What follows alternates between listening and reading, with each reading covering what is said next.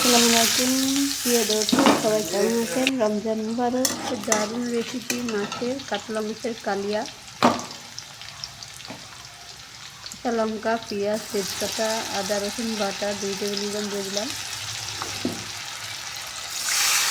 মশলা ধোয়া বাটিটা থেকে পানি অ্যাড করে দিলাম পরিমাণ মতো।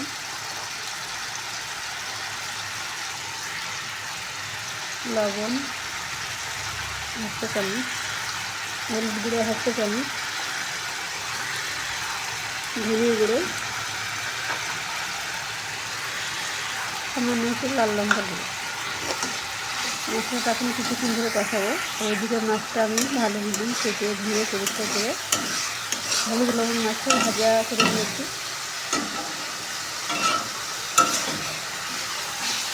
মাছ ভাজাটা সেটা দেখানো হয়নি, রান্নাটা দেখাচ্ছি। পুরো ভেজে একটা সাইডে রেখে দিয়েছি মাছটা ভেজে। মশলা থেকে তেল ছেড়ে দিয়েছে। এখন দিয়েছি গ্রেভির জন্য পানি 1/2 কাপ মতো।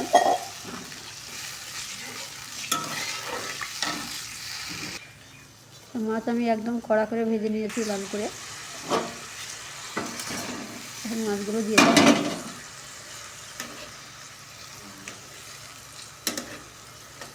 ভালো মতন নাড়াচাড়া করে ফুটে উঠলে নামিয়ে নিচ্ছি। সুন্দর একটা কালার এসেছে। ভিডিও কোনো অংশ ভালো লাগলে অবশ্যই লাইক কমেন্ট শেয়ার করবেন আর সাথে থাকবেন। আগামী ভিডিওতে আবারও দেখা হচ্ছে। আল্লাহ হাফেজ।